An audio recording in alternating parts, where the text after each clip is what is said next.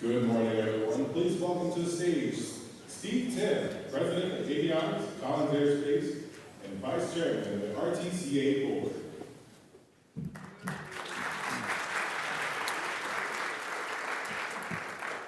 Hey, good morning, everybody. Let me be the first to say good morning. Welcome to the 2019 Global Aviation Symposium for RTCA.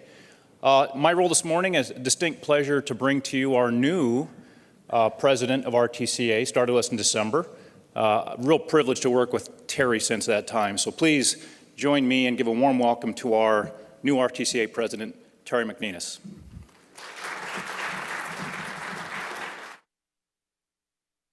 Thanks.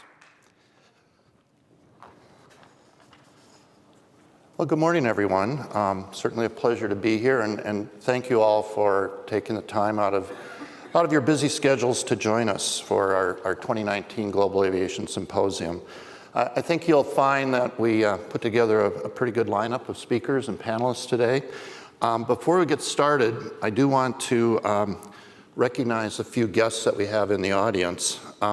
First of all, you've all met Steve now, our Vice Chairman of the Board of Directors. Steve Brown, who was supposed to be here, our chairman, unfortunately was ill today and wasn't able to make it. Also from the board, we have Melissa Redinger in the back from AOPA. Thank you for joining us. And we also have a few members of our policy board here. If you're with the policy board, can you stand? I think there's a few of you I saw. Great, thank you.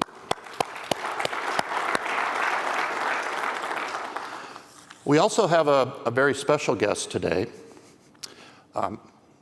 Mr. David Watrous, who served in my role as president of RTCA for 19 years. He retired from RTCA back in 2008.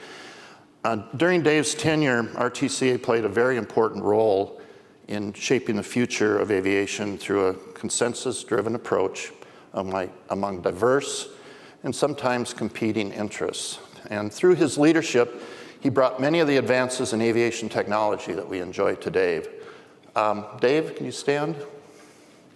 Thanks.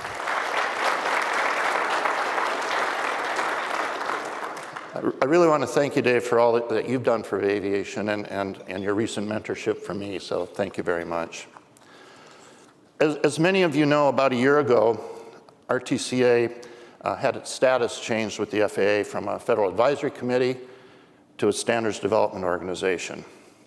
And I want to go back to something that Dave Watrous wrote me just a few weeks ago in an email, because I think it really is an important tone for how we feel about RTCA today. He wrote me, quote, "RTCA has proven to be incredibly important and influential to the evolution of safe and efficient worldwide aviation operations since its inception. Its success flows directly from the open, collaborative principles upon which its recommendations are based. The organization, its processes, its influence, and its contributions will continue to be very important as the aviation community evolves in the year ahead." Brilliant words, Dave, thank you, because that really is the attitude and the direction we need to keep taking RTCA in the future. So let me tell you just a little bit of what's happened at RTCA in the past year. Today, we have over 20 active special committees. We're currently working on standards and documents. Most of these committees are joint with EuroK, and you're going to hear from EuroK later this afternoon. And we're in the process right now of standing up 2 new committees, and we're also in preliminary discussions about a third one to get started here this year. Last year, we published 13 new standards documents, and already this year, we've published 7 new documents. In 2018, we trained over 250 students across 13 training sessions, and this year, in addition to our regular cadence of training courses, we're rolling out a brand new course this fall on airworthiness security standards. We're also in the process right now of finalizing some agreements that are going to expand our training courses that has the potential of doubling or maybe even tripling the number of course offerings we're going to have in the next few years, and that includes training locations outside of the United States. So while many have maybe questioned our future or our relevancy and our ability to meet the future needs of the aviation community, I think you can see, ladies and gentlemen, RTCA is alive and well, and we're in it for the long run. So let's talk a little bit about the symposium today. We don't have a theme for the symposium. I think we're really supposed to have a theme, but I think we've put together a lineup today that's based on that premise that RTCA is in it for the long run.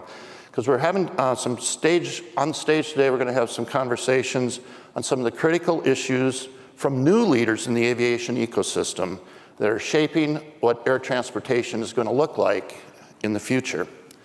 Today we're going to hear from more than 24 global aviation industry leaders throughout the day, and I'm especially looking forward to hearing from the leaders from Boom Supersonic and the Commercial Spaceflight Federation on exciting technologies shaping how we'll travel in the very near future. Our panel topics today are going to include supersonic transportation innovations, cybersecurity, UAS integration, and on-demand urban mobility. Part of what we're going to do today is maybe a little bit different than we've done in past years. Intermixed with our panels today, we're going to be recognizing many of you here in the audience today that have been involved with some of our special committees and those contributions that you've made to the aviation industry.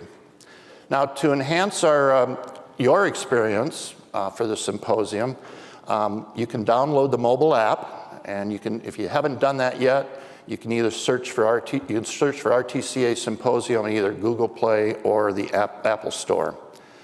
We'll close out the symposium later this afternoon, where everybody will be invited to the rooftop here in the hotel for our industry reception.